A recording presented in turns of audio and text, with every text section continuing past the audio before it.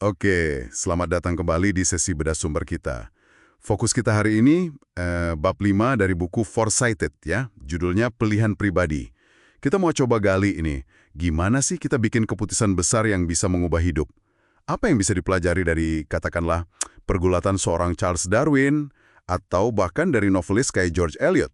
Kita bongkar bareng-bareng ya. Iya, betul sekali. Tantangannya kan pilihan pribadi itu sering terasa unik banget ya, emosional gitu. Tapi sebenarnya bab ini menunjukkan kalau ini melibatkan variabel yang kompleks juga, konsekuensi jangka panjang, mirip lah sama keputusan besar lain yang udah kita bahas. Cuma bedanya ini ada lapisan nilai sama emosi yang dalam banget. Nah, bab ini pakai contoh kayak dilema Darwin itu, terus kekuatan narasi sastra, buat menjelajahi ini. Jadi fokus kita ya, gimana caranya Anda bisa lebih bijak lah ngambil keputusan personal ini. Oke, mari kita mulai dari Darwin deh. Bab ini kan menyorot gimana kematian putrinya Annie itu bukan cuma tragedi ya, tapi juga bikin rumit dilema besarnya soal teori evolusi. Gimana tuh relevansinya buat kita? Betul. Kematian Annie itu gimana ya? Itu memperdalam keraguan religius Darwin. Jadi ada benturan keras nih antara ambisi ilmiahnya dia yang dia tahu bakal revolusioner sama potensi nyakitin istrinya, Emma, yang sangat taat. Ini konflik spektrum penuh loh, sains versus cinta, kehilangan, keyakinan, terus dampak sosialnya gimana?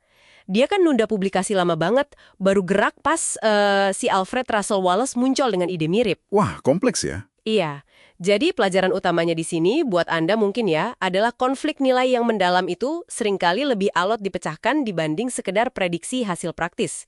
Keputusan paling berat itu ya pas nilai-nilai kita sendiri saling dabrakan gitu. Oke. Nah, selain Darwin, penulis buku ini, si Stephen Johnson, juga cerita pengalaman pribadinya kan? Waktu pindah dari Brooklyn ke California. Kelihatannya logis tapi kok jadi rumit juga? Iya, benar. Kalau dipikir-pikir, pindah itu kan kelihatannya untung ya. Tapi istrinya ngasih perspektif lain yang penting banget soal kehilangan jejaring sosial, komunitas yang udah kebangun. Ah, ya. Sisi sosialnya ya? Betul. Ini contoh bagus gimana keputusan paling pribadi pun perlu banget memetakan sudut pandang yang beragam, bahkan dari orang terdekat. Mereka akhirnya nemu kompromisi, semacam opsi ketiga gitu. Tapi ya tetap aja ada gelombang emosi yang nggak terduga pas udah pindah. Ini nunjukin keterbatasan kita buat prediksi secara akurat. Gimana kita bakal merasa nanti soal sebuah hasil, itu susah ditebak. Nah, ini nih yang menurut saya, provokatif banget. Argumen kalau novel-novel hebat, kayak Middlemarch-nya George Eliot, bisa jadi alat bantu luar biasa buat memahami pilihan pribadi. Tapi apa iya? Novel kan fiksi ya, bisa jadi cermin buat keputusan nyata kita yang unik. Pertanyaan bagus tuh. Gini, argumennya bukan novel itu ngasih jawaban instan ya, tapi lebih ke novel itu ngelatih kita melihat kompleksitasnya.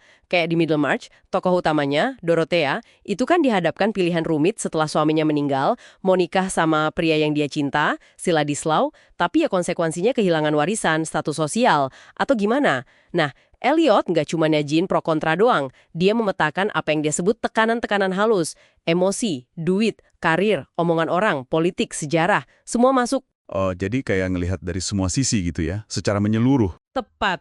Novel memungkinkan kita melakukan simulasi mental.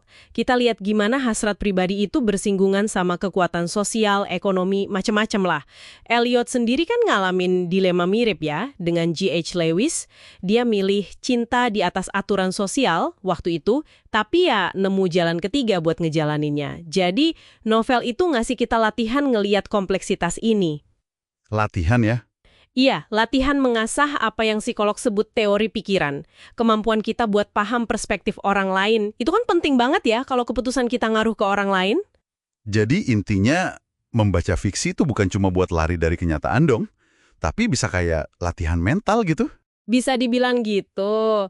Otak kita kan emang secara alami suka nyoba simulasi masa depan ya, pas ngelamun gitu misalnya. Nah, novel bagus itu kayak ngasih bahan bakar yang kaya buat simulasi itu. Kita jadi berlatih menghadapi skenario, nimbang konsekuensi, ngerasain empati lewat tokoh-tokohnya, tapi tanpa resiko nyata. Ini ngebantu Anda memetakan medan keputusan Anda sendiri yang unik tanpa ngasih jawaban jadi. Oke. Jadi apa nih kesimpulan praktisnya buat Anda semua yang lagi dengerin pas nanti hadapin pilihan pribadi yang besar? Intinya sih perluas lensa Anda. Coba petakan deh semua tekanan yang relevan, emosi, sosial, finansial, nilai-nilai yang mungkin lagi bentrok di dalam diri. Tantang asumsi awal Anda sendiri.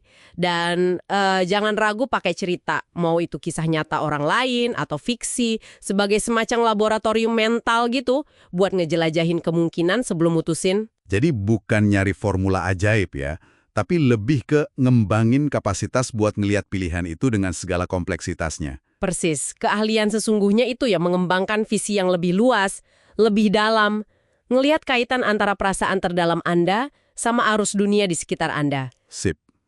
Nah, sebagai penutup nih, satu pemikiran buat Anda bawa pulang. Gimana kalau Anda coba secara sadar mendekati pilihan besar Anda berikutnya seolah-olah itu adalah sebuah narasi yang kaya? Coba jelajahi berbagai alur cerita yang mungkin terjadi, coba lihat dari sudut pandang semua karakter yang terlibat di dalamnya. Kira-kira, pendekatan naratif kayak gitu bisa nggak ya mengubah cara Anda memutuskan? Coba direnungkan.